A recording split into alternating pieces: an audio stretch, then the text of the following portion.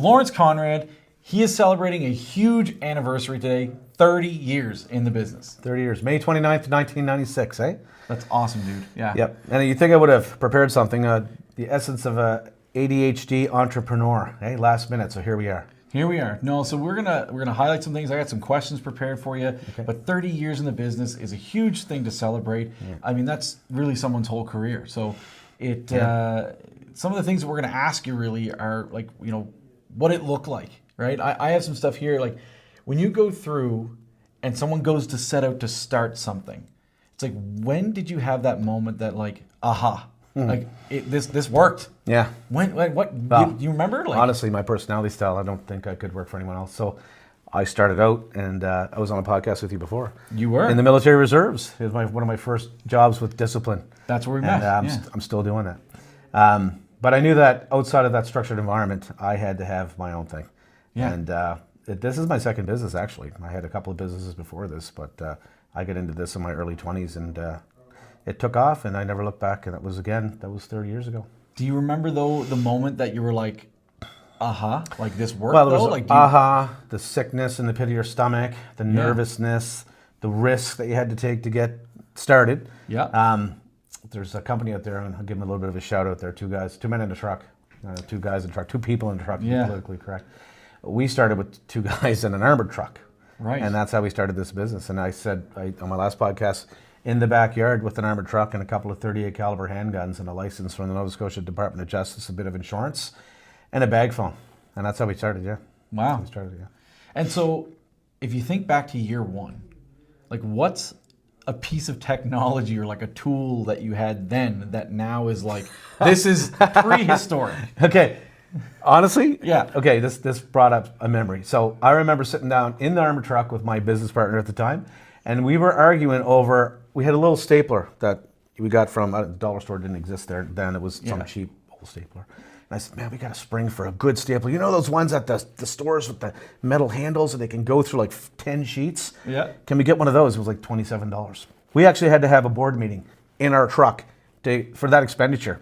And that little tiny piece of equipment, I'll tell you, I still have it actually, somewhere around here. But when you talk about the evolution of a company and how you go from, arguing over buying a stapler to just purchasing a new armored truck, literally an armored pickup truck, our first one, for $140,000. We got two of them actually, so almost $300,000. When you talk about, the growth over 30 years and the expenditure allowances, as part of your business growth, it's just insane. That's just one example. No, that's good. Like it's obviously something like that. And I think like, but those are real things that entrepreneurs face, right? There's the decisions they have to make. Like, can we spend $27 on this thing, right? Yep. And that never leaves you. Like, if you're going to run a successful business, I've said this, small and medium business, I always say, is the backbone of the Canadian economy. And as an entrepreneur and as a business person, these expenditures, I still agonize over at a restaurant if I'm going to leave a $2 or a $4 tip. And I can afford to leave a $4 tip, but I sit there and go,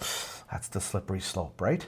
And I remember thinking that 30 years ago, when I first started in the business, not making money, then making a little bit of money. And as we evolved through, I still have the mentality. I think that probably has saved us from going out there and just spending lavishly on things we did not need. Yeah, I mean, you also come from not much too. Yeah, that is true. And that is ingrained in anyone with that kind of a background. I grew up poor. Dad was a bit of a drinker. I said this on the last podcast. Yeah. I'll refer to that a few times. Yeah. And Mom was a housewife, and we had, 3 kids in the house, and it was tough. It was hard. We didn't have a vehicle in the home till about I was 16, which is perfect because then I got my license. I was able to drive it. I got pulled over with the imprudent driving my first time out, but I learned. And it was a hard upbringing, not the 2 ways to school uphill in the snow, but not too far off. Yeah. Yeah. So going through and thinking throughout the years, I think every entrepreneur has a moment where everyone has those dark moments of is this going the way we think it's going? Take me back to a moment where you may have almost thrown the towel. So we had one service, armored car services. It wasn't enough to sustain. We were up against the nationals. We, with a bag phone in the truck, we, hit sales as hard as we could. But I was young, so selling armored car services to some corporations was a hard thing to do, especially when you're up against the nationals. Yeah. So we had to diversify. So I remember when we first diversified, we moved into the security sector. So armored car, which you would think is security, it is. armed security, we kind of went not backwards because this was an evolution forward for us, but security, right? Yeah. And that was one of the first changes. But I remember one of the scariest things I did was we had my partner and I on the truck doing the daily deliveries, and my accountant at the time, who was also a friend of mine, Peter Wild Timmins Michaud, said to me, "You have to get off the truck. You got to start working on your business instead of in your business." And I have a hat that says on and in. I'll show it to you later. Yeah. And that was one of the scariest things, was getting off that truck, sustaining, my financial load at the time, which was low. And I remember getting off the vehicle and thinking, oh my goodness, now we have to build this, because now, we're not working, an hour earned, an hour in my pocket for pay. It was, now I have to cover someone being on that vehicle in my absence, and then grow the company right. In that way. And as my business partner also got off the vehicle, now we had two, payrolls to sustain that weren't generated by revenue. So that was the scariest. That was a year in. Yeah. That was like a year into the business. So that was one of the scariest things, because we weren't at that level financially that we should have been. And that's the thing. I think any entrepreneur, thinks, if I'm hiring someone, that should actually make me money, not cost me money. Oh yeah, but think about it, right? We're building the business.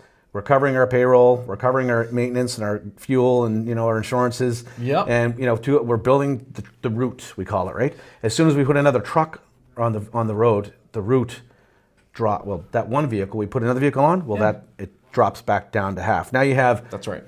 This 100% revenue split between not one vehicle but two vehicles, 4 people, not 2 people, right. Employees, right? Yeah, yeah. And now you're out there, running and gunning and trying to build a business in order to bring those 2 routes up to 100%. So that's why we had to diversify as well, is that we needed another revenue stream. They call them verticals now, if you want to use the technical term, right, yeah. or the new wave term, right?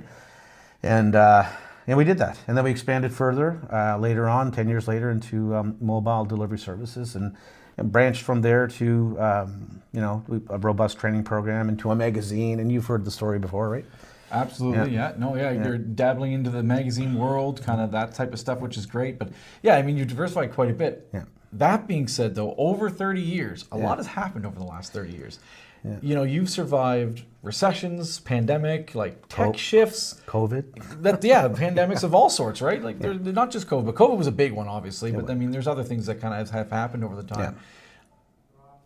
All of that survival can take a toll on a business. Yeah. And what do you feel is the heaviest price that you've had to pay through, getting through that storm? Well, let's see. I never got married till I was 44. My wife was 40 to the day on our marriage, and I never had kids until I was 38. Yeah. I have 4 beautiful children now, and I'm 54. Yeah. But it's sacrifice, right? Yeah. Your time and energy in the military is only so much time and space, and when you're building a company and that becomes your number one priority, and it is, not just for revenue, but just to sustain yourself. And then once you start taking on employees, you're responsible for them. Right. And once you start building that company, hundreds of employees with management and supervision and all the different levels that you have in the company, now you're responsible for a whole group of people. So you're not just building a company for yourself. So as it grows, the burden is more. As you generate more revenue, the burden is more. As you get more involved in infrastructure, vehicles, and buildings, we're also into real estate now, which is another vertical that we've gotten into. So I've always said real estate's a young person's game, but young people generally don't have the money to do it unless they have generational wealth and parents help them out. Yeah. Or and when you're finally old enough to get into real estate, your return on investment, it goes to your kids, right? Right. So. Anyway, I'm down that road now where we're looking at real estate and where's that going to go. And the other taxing thing is, what is my exit strategy with all this stuff that we've built over 30 years? We're a good corporate citizen. We have good corporate citizens in our company. But where do I go? At 54, you think freedom. 55. When is that ever going to happen? I just put in my request for CRA 60 in the military reserves because that was the first organization that gave me the way forward, in my life, with the drive, discipline, dress department, drill and discipline, to help me where I am. So I give that organization nothing but complete credit, the Canadian Armed Forces. But in business, what is the exit strategy? It's so hard to stop what you're doing that you've been doing all your life and pull out of it. So after 30 years, people are saying, well, what are you going to do, man? You're going to work to your 60, 65? And I truly don't have a solid answer on a yes or no on that one. Okay, so I have a question about that, actually. So year one, we've already answered, like, what's the drive to get out of bed? It's obviously paying your bills. To live. To live, exactly. On your own terms. So now, year 30, what is your drive to get out of bed? And I think I have an idea. But well, honestly, I got 4 beautiful kids, so we're going to go down that road, right? 100%. And it's not just that. It's not about leaving a legacy behind or anything like that. We've branched into Newfoundland. We handle Atlantic Canada now. The company has 350 employees. We got almost 100 vehicles. So it's not the legacy of the company, and I do want to see it carry on beyond me. Are my kids going to be part of my exit strategy? Is my staff, senior staff, going to be part of the exit strategy? And I honestly don't know. The motivation at the beginning was, right, I wanted to do things on my own terms, and it was survival. And now it's sustainment. Like, how are we going to sustain the growth that we've seen? And it's been hard in this economy. It's been extremely hard. So you say after 30 years in business, you're stable, you're strong, and you have a solid plan for the way forward. And we do, but I'll tell you, we've had the crap kicked out of us in many ways with the rising fuel costs and the rising wages and people clawing back on or pulling back on services that they normally would have the budget for. First place, they cut security, right? So we're going through what I call peaks and valleys of the business, and we've done that throughout the 30 years. And you ask me, what have we faced? It's been a constant. The one thing about being self-employed is, and ADHD, I'll say that, I'll throw that in because you are too. Yeah. Is you wake up in the morning and, there's a meme out there that most people wake up and they, the birds are singing and the sun is shining and everything's great, right? An ADHD person wakes up and as soon as I open my eyes, I'm like, okay, I have these 6 tasks that I have to do. Which one am I going to do, before I brush my teeth, literally, right. Get on my phone, right? And then after I take my shower and throw my clothes on, where am I going next? And that's the stressor of being in business for yourself, right?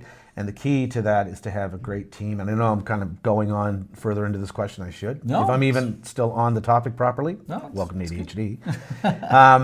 But yeah, it's having a team. And I actually have a comment about that if you wanted to segue into. Well, I do actually have that because I think anyone who's ever worked for themselves, and not even just working for yourselves, anyone who has pride in what they do has trouble letting go. 100%. So who is the person that finally was able to say, like, okay, I can let certain responsibilities go and I can let this be run without me? So 2 things. There. I want to talk about what you just said about, you're right, you don't got to be an entrepreneur and own your own business to have a vested interest in what you're doing. My general manager, Sean Drysdale, wouldn't be where I am with that guy. Right. He's awesome. And he has the same vested interest in this business that I do. And without him, I wouldn't, him and all my staff, I wouldn't be where I am. Yeah. But when you talk about, what was the second part of that question? So just, who is the person that let it go? And it sounds like it might be Sean. Yeah, 100%. For me to let go, and the one thing I've learned, it's funny, we talked about this the other day. I was like, if I had trusted more people and not micromanaged as much, would I be that much further ahead? Now, we've accomplished some great things. We've built a very large business. We employ a lot of people. We do a lot of things for the community. Yeah. We give back as much as we get. Yeah.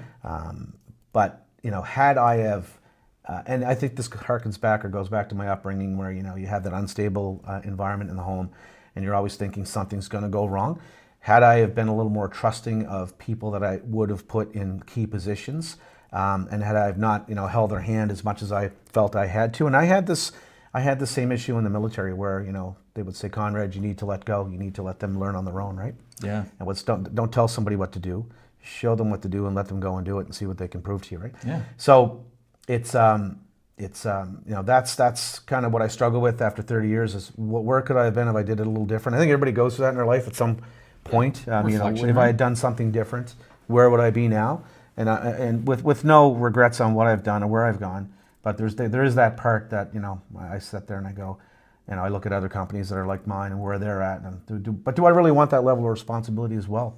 Yeah. That's the other question, right? You build a life for yourself and you think it's going to be great. Like your family looks at you and they say, oh, you have this big company and you're doing so well, but they don't understand the stress that goes along with that.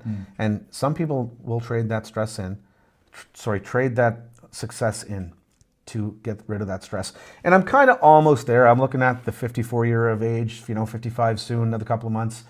The old commercial Freedom 55. If I'm going to roll with that, then how am I going to get there? So I am looking not so much as an exit strategy, but just how to pull out a little bit more. Not that I'm in the office every day for 8 hours a day. I'm not. I'd lie if I said I was. That's the key to building a great team.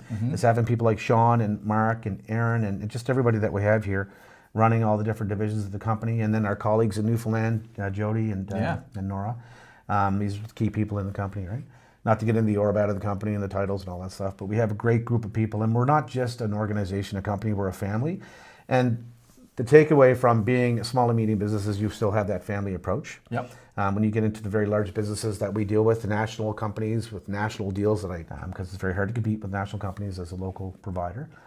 Those companies, they lose touch of that intimate part of business and the connections that are built through emotional relationships, right? That's kind of how I describe it. I don't ever want to get there, and I'm glad I haven't. And we've gotten close. We've gotten to that point where I have been detached from my customers and to some degree my staff. So when I walk into a location, I don't know the person there generally, unless they've gotten in trouble or they've done something really great. It's just like the military, right? You were there, And the same thing with the customers. And I got my hand slapped by a few very successful business people saying, Lawrence, you have to get out there and talk to your customers more. But when you got almost 1,000 customers, it's hard, So what do you do? And that's something that we have struggled with. And you use the resources you have, which is your management team and your supervisory team. But no one sells your business like you. You know what I mean? So as much as I go back to where my accountant said, you got to start working on your business and stop working in your business. Right. You can never really be out, right? You always have to be in your business. So it's a fine line. We talk about work-life balance. And now that I have a family that I spoke about and the business, and I still do the military, I have all these different, and I'm trying to fit hobbies in between all this stuff. The ADHD does help because you go at 100 miles an hour, but at some point your heart and lungs will give out if you keep going at that tempo. Yeah. So it's a struggle all the way around. And sometimes I wonder, and I know I'm rambling, but I had this conversation with one of the guidance counselors, and he has said to me, he had a carpentry business, he had a construction company, and I talked to him. I said, I want to be in business someday. My yearbook says to join the military or make it in business someday. So I've done both. I've made it in business, and I'm still in the military reserves. And but this guy looked at me. He said, watch what you ask for. He said I was in construction, and the stressors of owning a business and maintaining work crews and just getting up in the morning not knowing what job you're going to get next, and how you're going to pay the next bill. And he said it was so stressful for him that he went back to school. He got his education degree, and he's a guidance counselor. So some of the guidance he gave me is, watch what you ask for. You might just get it, right? No, that's and he was very he was very on the money when it came to that. And I wish I could remember his name, but I can't. So I will say though, one thing that you must see that's a little different. I know you were talking about trying to compete with things. It must make a difference now. I mean, 30 years in, you've shown stability, and that matters to clients. Trust and stability matters. 100%. So, how much easier did it get to be able to sell that to clients and have that client trust you from year 10, 20 now?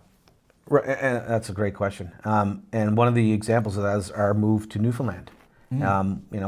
This was the first time, and that's why I go back to my question on if I had trusted more people to run the business in my absence, could I have been, like if I had a colleague in New Brunswick or in PEI.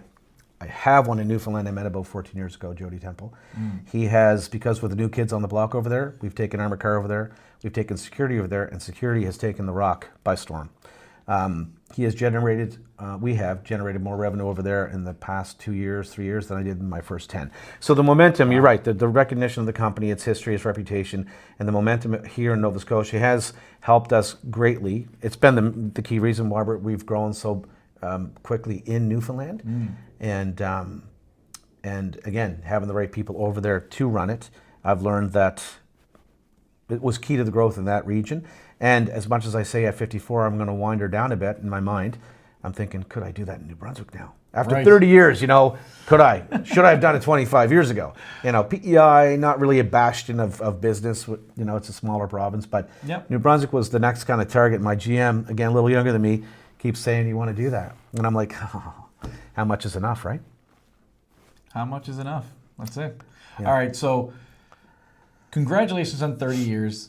the last thing I want to ask is, we're here on your work day, your 30th year work day. It's going to come to an end, the work day, and you're going to go home.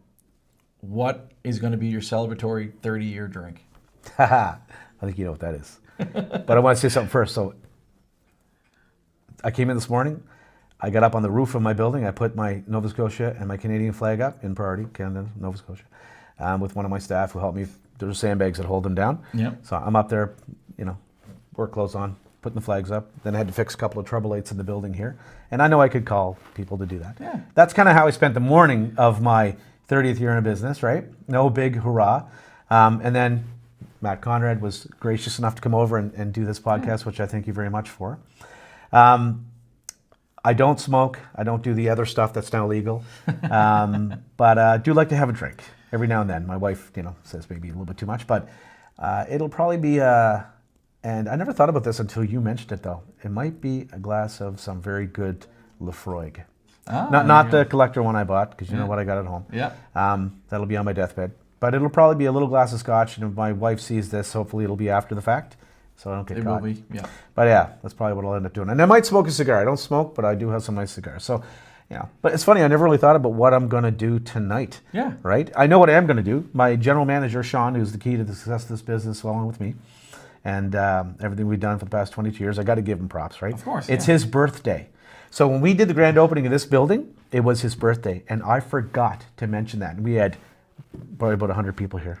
Yeah. And some speakers, some members of the local government here, and yeah, it still bothers me a little bit because I was so wrapped up in the event itself, and it was a great event.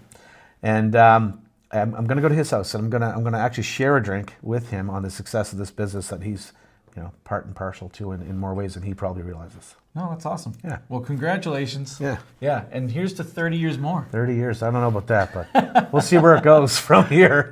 Awesome. Cheers. Thank you. Ostrich. This is Matt Conrad. And this is Mike Oates. Welcome to the Afternoon Pint.